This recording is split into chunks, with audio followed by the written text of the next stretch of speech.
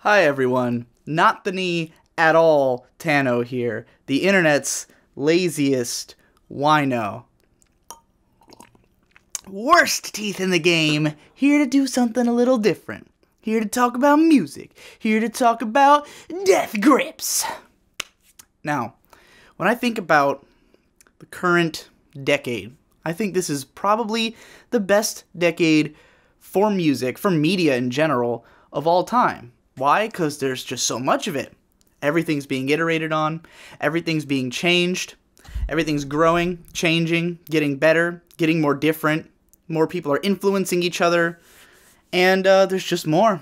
It's easier to release, there's more out there. For a music fan, what more could you ask for, you know? If you like the old stuff's still there. There's people making stuff like the old stuff if you want new stuff that sounds like the old stuff. And there's also new stuff that you could never have imagined coming out in the past. Coming out now. Great time to be into music. But what I wonder is this a great era for bands? When I think of a band, of like a legendary band, of a great band, I think of it as a sort of a personality, right? Or a group of personalities coalescing. When people think about, like, the Beatles, they don't just think about the music. They think about who the Beatles are. You know, John Lennon and Ringo Starr, and I don't listen to the Beatles. I'm sorry. I'm the internet's laziest wino. I'm not the internet's busiest music nerd. But, you know, I understand the way that they've been culturally received and remembered over time. A bunch of, you know, characters, if you will, who came together. And even in the music, there's a story to be told about, like, the way that they changed, the way that they responded to their fame, to their place in culture, you know. All of them went on to have interesting careers. I don't think any of them were really known before the Beatles, but, you know, some great bands are because you knew those people beforehand. It's a coalescing of personalities. And I think that in this modern age, there's a lot more focus on the music alone and perhaps less on bands. And there are a lot of people in the music industry who are, you know, infamous or outspoken or known for their personalities. You have guys like Mark Kozelek of Benji. That was the album, not the Sun Kill Moon. Mark Kozelek, you know, out there, everything he says becomes news. These big personality people, but there's not a lot of, like, bands that I see talked about this way anymore. There's not a lot of, like, bands where every person in it is famous, where the narrative of the band itself is famous, where the identity of the band is something people relate to. You know, I think back to in prior decades, oftentimes people weren't just into a band because of the music, they were into them because of the image, because of the message, because of who they were as people. You know, it went beyond the music. And I'm not saying that's better than just being into the music. Personally, I'm mostly into music. I don't necessarily get as into the band. But I think it's interesting when you have a great band, a band that stands out as a band, where the band itself is greater than the sum of the individuals in it. It's more of a thing, more of a personality and a cultural landmark, or whatever the word for that would be. Anyway, Death Grips is one of the few bands that really stands out for their identity and the people in it. Death Grips is a experimental hip-hop trio consisting of lead vocalist MC Ride, real name Stefan, I don't remember his last name, drummer Zach Hill, and producer Flatlander. I don't know his real name at all. But there are these three guys, and all three of them are like these strange characters. You've got Zach Hill, who's the best known of the three, who was the drummer for the band Hella, has done lots of weird experimental shit. He's this crazy drummer who just drums insanely fast.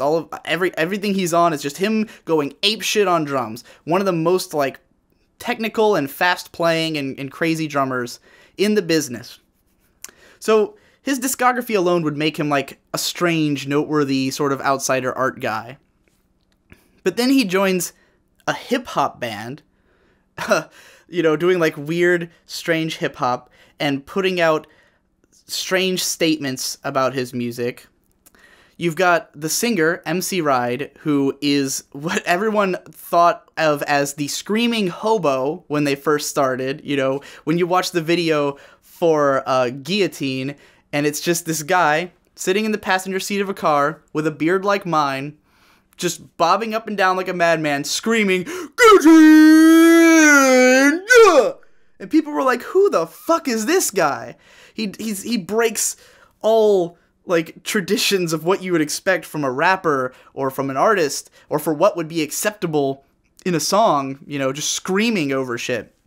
And then you have Flatlander, who's mysterious and not as many people know about him, but that also makes it so people sort of think, well, is he maybe the edge? Is he what holds this thing together? Is he the glue? Is he the true weirdness? Where do Death Grips get all these fucking samples from? Where do they get all this crazy shit? Could it maybe be Flatlander, you know?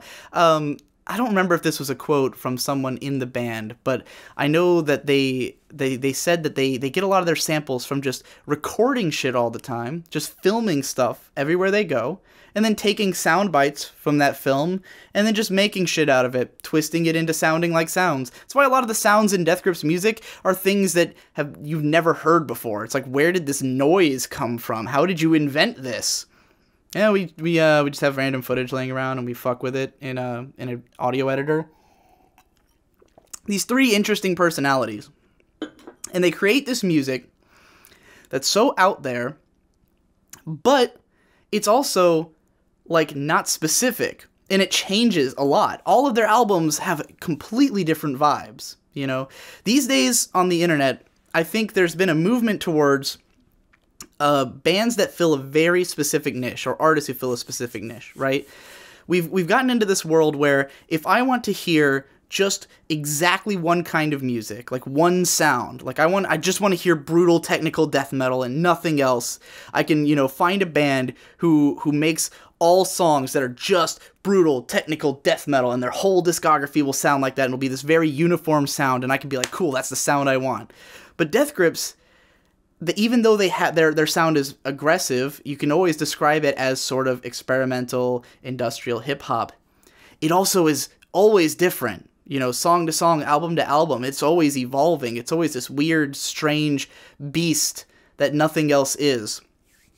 And so it feels like they're a band that's organic, that changes and evolves and grows as a band, and is never just this one stationary idea. It's this like flowing maelstrom of insanity.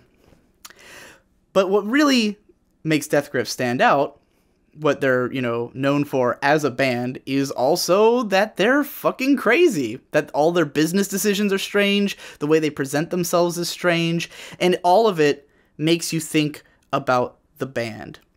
They released their first EP, their self-titled, and then their first mixtape, Ex-Military.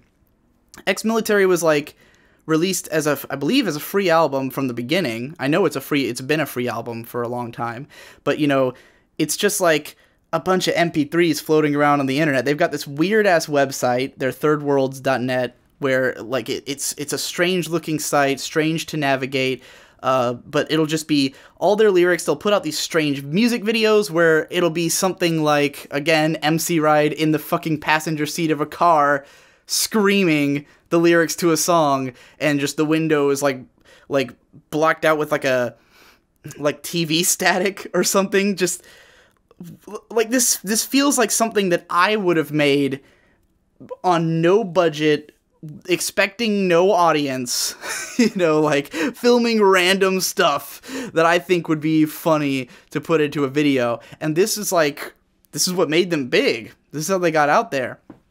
Then they get signed to a major record label for a 2-album deal. I think it was just for like, there was 2 albums they were promised for that year. They released Ex-Military in 2011, and they released these 2 albums in 2012. So they release The Money Store, this phenomenal album that's a total evolution from what they did before. You know, Ex-Military is mostly based on samples, a lot of like recognizable samples from popular music. You know, there's a lot of like punk and rock music from the 80s and 90s, like Jane's Addiction and Black Flag and like all these like recognizable samples. Pink Floyd from the 70s. God, the Pink Floyd sample was from their first album. I only found out about that recently. But they released the Money Store, and it's this totally different beast. Way more like original and esoteric and like, but also poppy at the same time. And like really with all these strong hooks, all these great songs. This phenomenal album reaches critical acclaim. You know, people are talking about it. And then they get ready to release their second one on this label. In the same year, No Love Deep Web. The album title is a photograph of Zach Hill's penis taken in a bathroom. He photographed his dick and wrote the words No Love Deep Web on his dick. And that's the album cover. I have it. I have the vinyl over there. I would get it out and show it to you, but you know, I don't want this video to get in trouble on YouTube. It came in like a black sleeve, and you have to open up the sleeve, and you know, there's his dick in fucking portraits in this size picture of Zach Hill's dick. That's the album cover. Then, because they're upset with their label and they want to release their albums on a specific, like they release all their albums like during the blood moon or the full moon, and like it's always like moon cycles represent when they release their fucking albums. No one knows why. Is it symbolic of something? Does it have anything to do with their music? I mean, moon comes up a lot in their song titles, but no one knows. No one knows what this shit's about. They just decide to release their albums during the moon, like based on the moon cycle. And so they get pissed off at their label, and they just release the album for free online themselves. They're just like, fuck it, we're leaking our own album.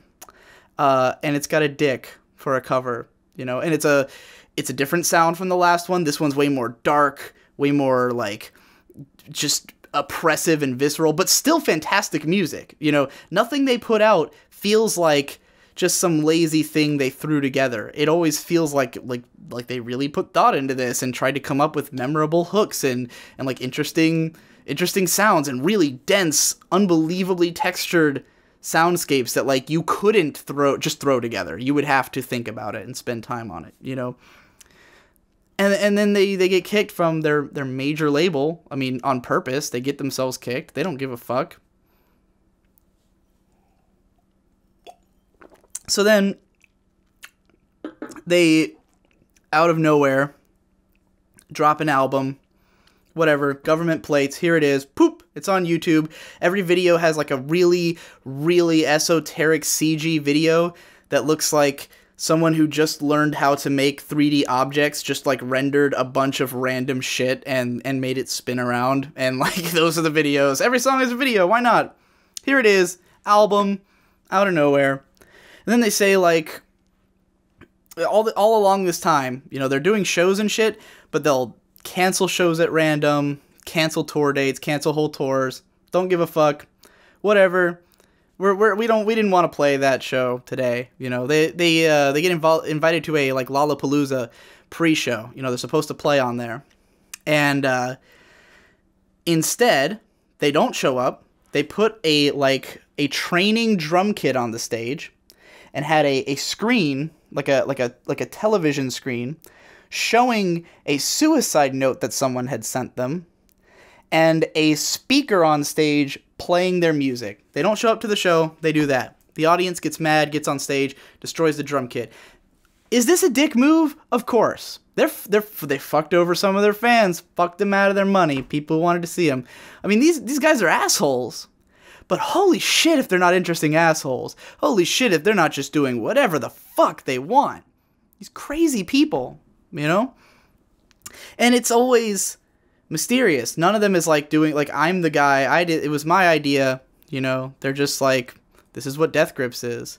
If you listen to their few public appearances, their few interviews that they give, it becomes even stranger. You know, they did a very brief interview with Adult Swim when they were on the singles program, where Zach Hill's the only one who talks, and he was just kind of like, you know, we hope that people can, you know, maybe relate to our music, maybe get something out of it, but, you know, we're mostly just making it for, you know, for our own creative output. You've got the interview with Pitchfork with lead singer Stefan, who sounds like me, like totally normal voice, not a screaming hobo at all, just a regular sounding guy, you know.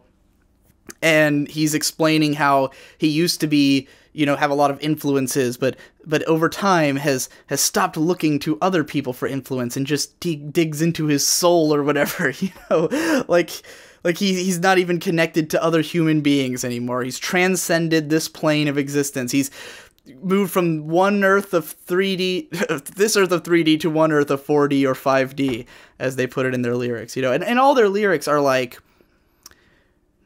asocial madness. It'll be dark, depressive subject matters. Their first album felt human, at least. It felt like a very angry man who was like, I'm sick of this bullshit I put up with. He sounded paranoid, he sounded depressed, he sounded off the rails, but he still sounded human. Then you get to the Money Store, and that just evaporates. Now it's just madness. It's just madness from the core of someone's mind, spewing forth onto their records.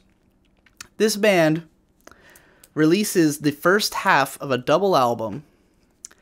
They're called The Powers That Be. They release the first half, and then they are supposed to go on a tour with 9 Inch Nails and, what was the other band?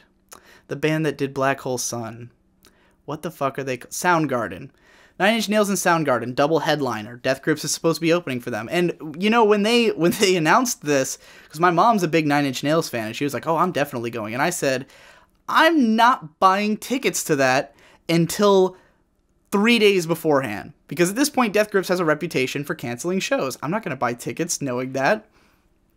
Sure enough, they put out a handwritten letter on their Facebook announcing that the band's broken up. They're just done. Oh, Death Grips, we don't exist anymore. We decided to quit while we were at the top of our game. They didn't tell the tour people or anyone. Trent Reznor, the leader of 9 Inch Nails, tweets on, or he is 9 Inch Nails rather, puts out a tweet like, I can't believe I thought those guys would be able to hold it together. This dude learned about this through the internet. The lead act of the tour, one of the most respected and influential musicians ever in the genre of industrial music, which is somewhat of what Death Grips performs. He's just cold. You left out in the cold. Who gives a fuck? Whatever. They cancel their tour. They decide they're broken up. Until 6 months later, when they start putting out videos on their channel, they had announced that the title of the second half of their album would be Jenny Death, and they release a instrumental album called Fashion Week, in which the titles are Fashion Week J, Fashion Week E, Fashion Week N. It spells out Jenny Death When, which is what fans had been saying, Jenny Death When all the time. So they released an album that says Jenny Death When, then they put out Jenny Death early this year. Still saying that they were broken up. They were like, we're still broken up, but we're going to release that album. And then now they're like, guess what? We're doing another album, Bottomless Pit, going to come out, who knows when. They announced this, by the way, by releasing a video that Zach Hill recorded of a 70-year-old actress sitting on the couch reading dialogue that he had written that he recorded years ago before she died, and he released it now with the announcement of that they're going to make an album called Bottomless Pit. This is what Death Grips is. This is madness. But it feeds into their lyrics and their themes so perfectly. This is what the music's about. It's about being crazy, outside, deranged people. It's aggressive, insane music about not fitting in with society, about not giving a fuck what anyone thinks, Amazing lyrics like, be the freak you want to see, just don't follow me, on Hacker,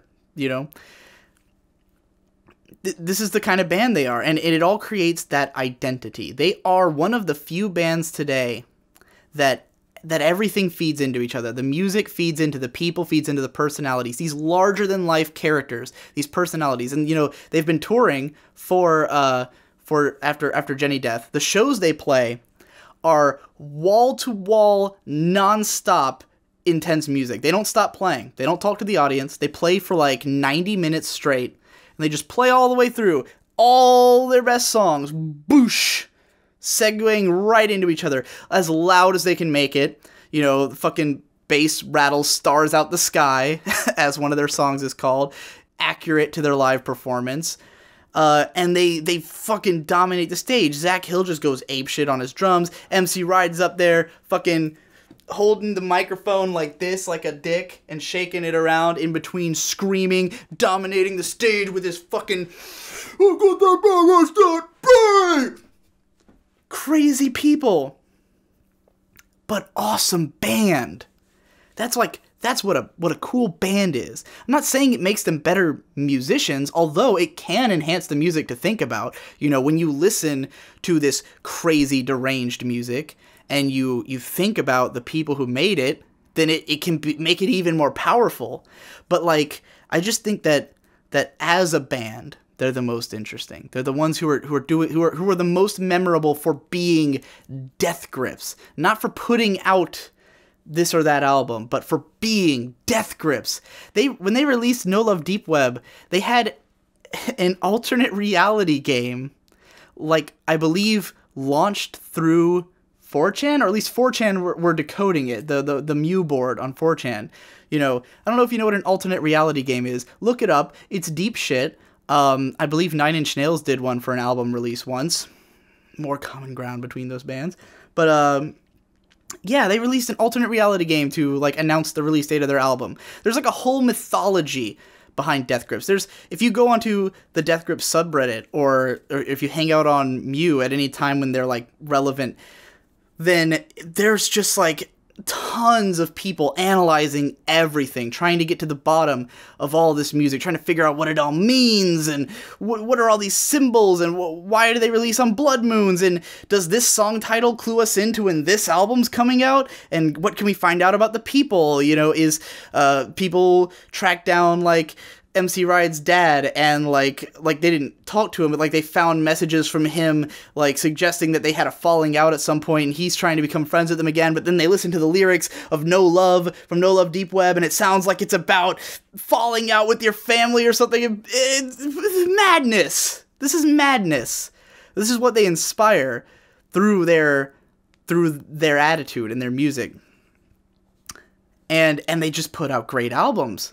Lots of them. You know, in the span of 5 years, less than 5 years, they've put out Ex-Military, which is one of my favorite albums, The Money Store, one of my favorite albums, No Love Deep Web, a great album, Government Plates, which is a little bit more of, like, when I was saying that their releases aren't necessarily thrown together, Government Plates feels a little more thrown together for some of the songs, but it's got some fantastic tracks on there, you know.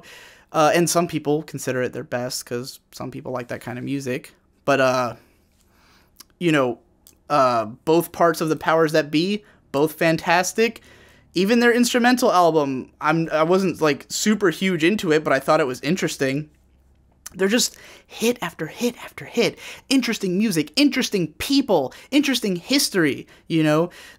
Zach Hill being in the band at all is interesting. Going back and listening to all his music is interesting. Looking at MC Ride and anything he's done, and like, you know, wondering where this guy came from and where he's going, and the mystery of Flatlander, discovering the samples that they use, where one of the samples, the sample from Get Got, the first track on The Money Store, it goes like, people found that on Bandcamp. It was from a compilation.